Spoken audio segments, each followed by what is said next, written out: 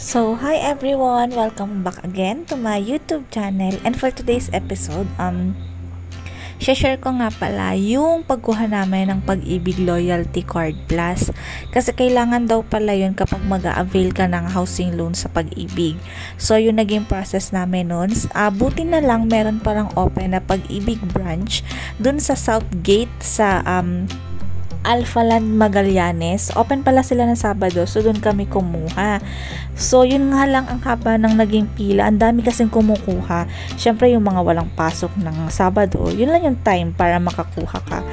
So inabot kami doon, dumating kami doon mga magna 9, tapos natapos kami, parang halos magtuto na ganyan. So matagal, pero at least nakuha namin ng isang araw lang, na process namin siya.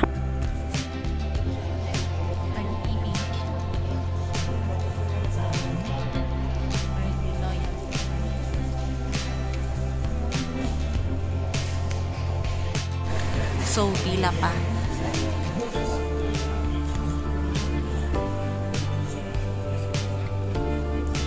Since kailangan daw ng Pag-ibig Loyalty Card Plus sa Bago.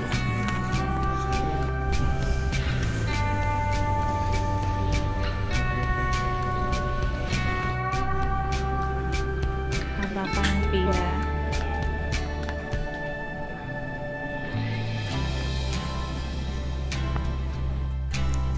Still waiting, 11:20 AM.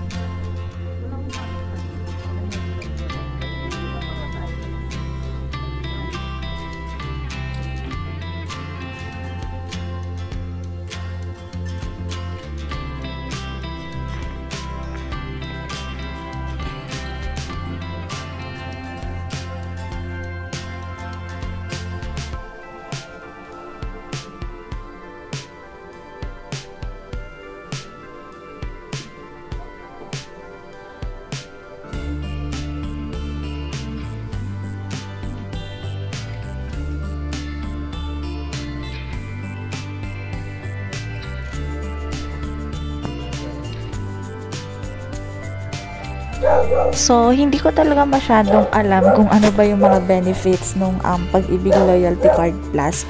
Basta ang alam ko, kapag may mga loan ata, mga maglo-loan, dun papasok yung pera.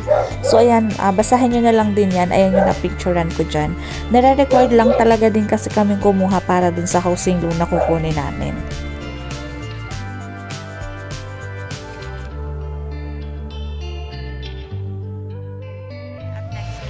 Magsasign na kami ng CTS, contract to sell, sign yung mga documents.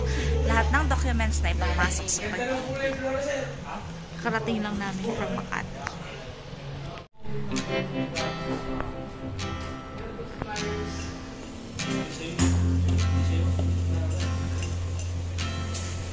Magsasubmit din kami ng mga requirements. Since may site, may office dito sa site. Dito kami mag-sign and submit. So, ito yung first batch. Ito yung contract to sell. Ganito na siya kakapal. Bukod pa yung Pag-ibig form na isusunod.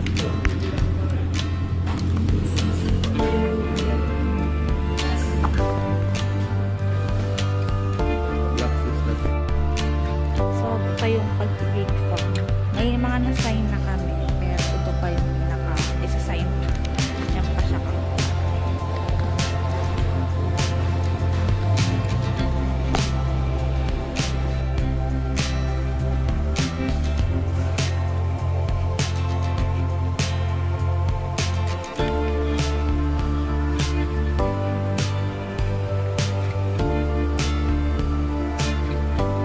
So, ayan na yung sa Pag-ibig na yung sinasign namin. Doble-doble kasi yung mga pages, ilang copies. Kaya marami. So, we're done signing the documents. I-visit naman namin yung unit, yung bahay mismo. So, ayan. Shortcut na lang kami dito sa mismo. Ito yung mga townhouses. And then dito yung sa akin.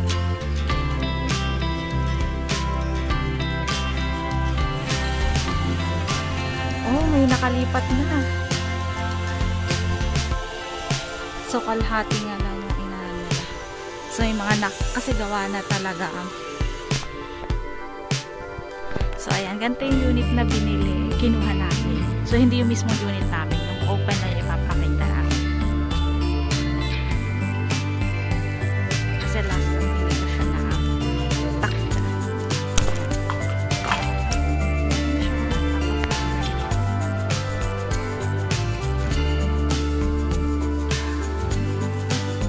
Ganda. Ipapabago yan kasi masyadong matarik siya. Hindi ko siya kaya kakaya.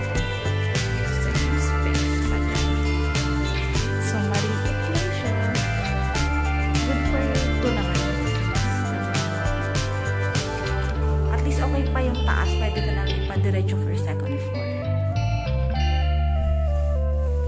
And then yung CR, siguro naka-lock. So, yan.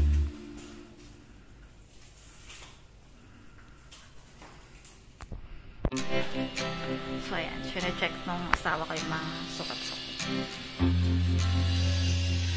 May mga ginagawa pa dito. Pero yung nakuha naming bahay, ano na, ready na siya. Pausa na ako. Tanghaling tapat kasi.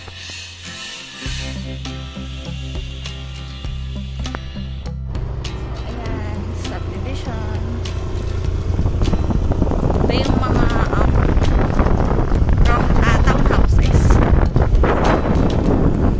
Ginagawa pa yung single attached.